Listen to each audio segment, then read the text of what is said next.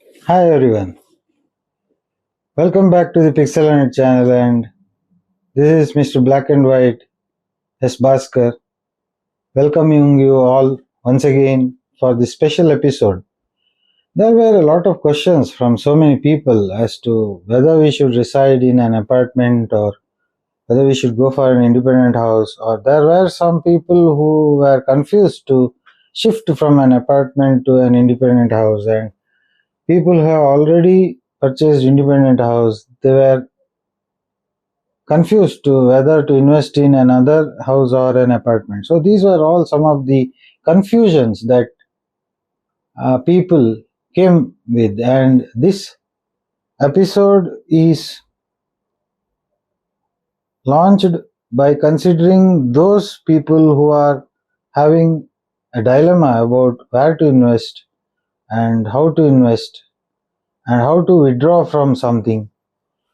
Okay, so first of all, let me give you the fundamental difference of financial aspect, like whether you make a housing loan for an apartment or whether you make a housing loan for an independent house.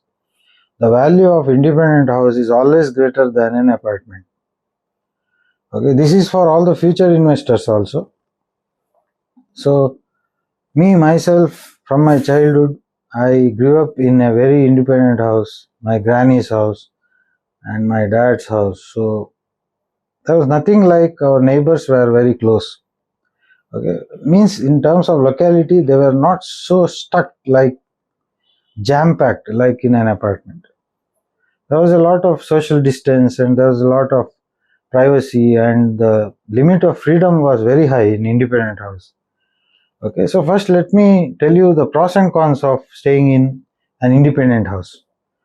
Coming to the value, it is always at the top. Your resale value will be very high because the land value will be appreciated in an independent house. But in an apartment, the same construction, the same building, there are so many factors which will depreciate the value of an apartment because it is not an independent purchase. It is not a sole ownership of that plot. So many people are the owners of that house, and you cannot independently claim that the whole apartment is yours. There are so many stakeholders for that. But in terms of independent house, the resale value is high. Now coming to the benefits of apartment. See, when you stay in an apartment, if you value the social equilibrium, okay, if you respect the social space, the community club, and also uh, the group cohesiveness, you don't like isolation, you don't like loneliness, and you always like to be in a group, in a company, then apartment is the best. For that, all neighbors also should be equally matured and they should be equally positive in welcoming other people. Okay, so some of the Scandinavian countries and Western countries like Switzerland, Netherlands, Finland, these are ranked top in terms of the social equilibrium and also human freedom index, because there the people, neighborhood, all they collectively they positively influence the person. There is nothing like if you go to that locality, you are discouraged and you are not respected if you go there. Here, you have a lot of respect. There is nothing like divide and rule policy. Wherever you go, people are equal. So that equity really makes no difference if you stay in apartment or in an independent house. Now coming to the situation, you are working, you have a bank transfer and you want to temporarily reside, so you are in an apartment, that's fine. But when you make a permanent decision as to um, buying an asset and staying permanently, independent house is always the best and optimal choice for your residence. Coming to the problems, like let me tell you the benefits. Security, and people are near. If you fall ill, immediate neighbor may help you to book an ambulance and immediately take you to hospital. The medical attention is something it's very quick, and there is some alertness among all the neighbors. Whereas if you go to an independent house when you're in isolation, the time taken to really inform and take you to hospital, sometimes there may be death or there may be a delay in the medical attention. Okay. So coming to the apartment, you have a lot of company, you have lots of modern amenities, gym, swimming pool, and CCTV surveillance, security. Okay, it's not easy to really see the outsiders coming and disturbing you. There's nothing like someone is disturbing you from the outside, but there may be interference, there may be some gossip. You have to be ready for that. If you can digest those kind of some of the stories that may be created because some beautiful person came in the middle of the night, and uh, these kind of stories like gossiping, whispering that hey, at 12 midnight he came with a very beautiful lady and she left immediately after 1.5 hours. So this kind of stories, when it hits back to you, that time you should not go for depression, or there can be potential dispute situations. There may be pets may be disturbing you, and some people may rent the apartment and they may come and do some celebrate house parties, and the floor vibration may really disturb you. So these kind of legal complications, some people may go to the police and complain because it's a matter of self-respect. So this kind of friction and conflict, if you want to avoid it, is better to go for an independent house. If you don't have that mental space to really tolerate those kind of noise, disturbance, and interference, and the low limit of freedom, then better to go for independent house. Now, in independent house, you have the freedom to customize the way you decorate your house. You cannot do it in an apartment. If you want to organize a function, if you want your guests to come and park a car and all, it's a big problem, and security guard will say that no visitors vehicle allowed. So many rules will work like a bureaucratic office.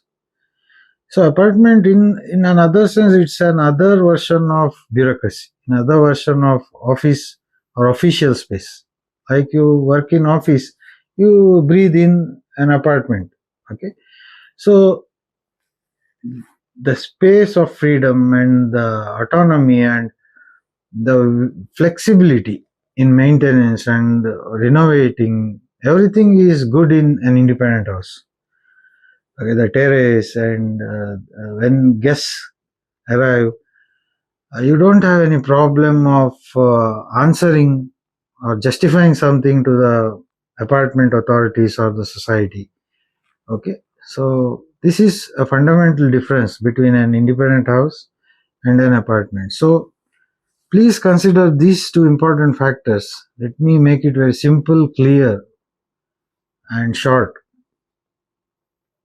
That when you go for an apartment, you have to be from a social equilibrium culture. Okay. If you are into low expectation of privacy and you are very good in adjustment, then apartment is good. Okay. And if you are looking for some human freedom index, like you need some space, you need an autonomy, you want to celebrate your own isolation, and you like loneliness, you like peace of mind, silence, you are very you like to live in solitary confinement, you don't need any kind of disturbance, you are very tired after returning from job and you need some silence, then I don't say that apartment kills your silence, but there are some very expensive villas and apartments for high net worth individuals. High net worth individuals are those people where their income is so high that for them the maintenance cost, everything is nothing. The turnover of earning will be so high. Before achieving something in business or film industry, they will be normal people, common citizens, but once they become a high net worth individuals where their assets are more than crores. At that time, they need a separate level of protection, and also they like to be in a very luxurious environment. Most of them, they go for an independent villa or very very big spacious houses in estates and all. So this is about apartment and independent house, and your choice is your life. So don't never be confused.